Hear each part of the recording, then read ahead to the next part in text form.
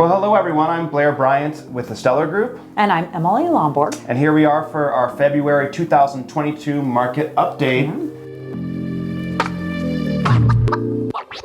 Emily, are you ready for this? I'm ready. So excited, right? What are the stats? What are you hearing out there? Well, I can tell you that the stats came out and our overall inventory is down, right? Down to 1,184 overall listings on the market at the end of January. And of course, Emily, that represents a decrease in overall inventory month over month. Right. You know, we're telling the same story over and over.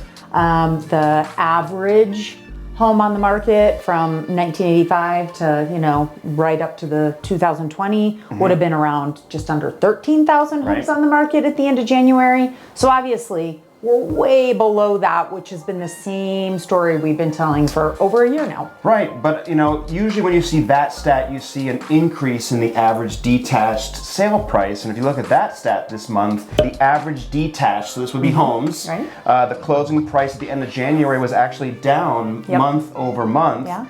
We had peaked at 703 at the end of December, and now we're down to 689.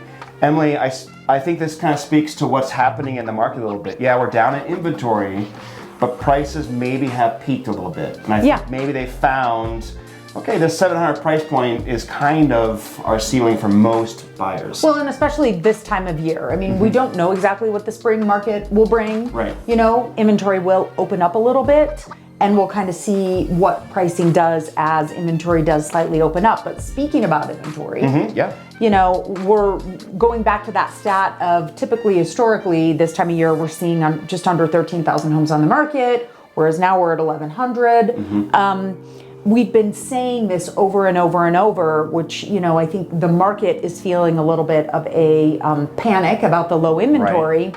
However, when we look at the stats, Seth Jones on our team did a little bit of number crunching over the last several years, and he came up with some stats showing that actually year over year, dating back to about 2017 to present, we're actually selling more homes year over year, not less. Sure. So what does that mean? Sure. Well, I think it means that if you look at the actual amount of homes sold, that's what buyers really need to look at, because it's not less homes that are selling. Right. Yeah, there's less inventory, there's just more demand. Exactly. But there is more product out there, there is more inventory. Yeah. It's just being absorbed really quickly. It's just being absorbed really quickly, and I think that's a really important thing for buyers to remember is the homes are out there, they are being sold, they're just, there's not an overabundance of them. Right, and you say 13,000 homes on the market average. Well, I've been in real estate since 2013, and I've never seen that, right? 13,000 homes in the market in any time since 2013. Right, and when they're talking an average, it dates back all the way to 1985. There were years, I think the peak was in the early 2000s when there was over 25,000 homes on the market. So keep in mind, an average takes that into account. Right, so we're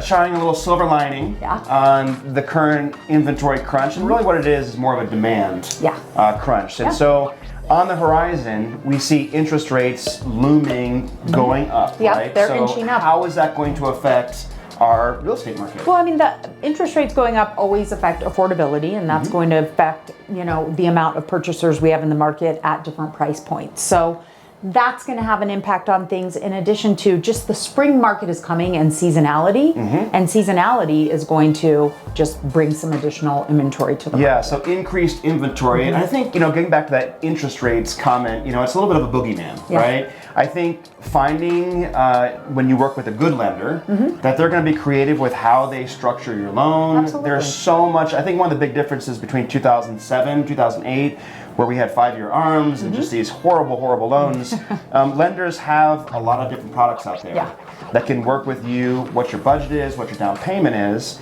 and ultimately make, you're gonna maybe qualify for a lot, but you want to find a house that's going to work for you, find a budget that works for you, and we are going to see increased inventory as we get into March, April, May.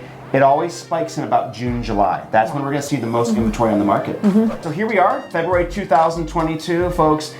Inventory is lower, but I can almost guarantee we're going to see more inventory next month. Yep. And we're excited to continue to bring you these updates so you can get I think it's going to be an exciting spring. Yeah, and you can get a real touch point on what's actually happening in the market. Yep. I'm Blair Bryant. And I'm Emily.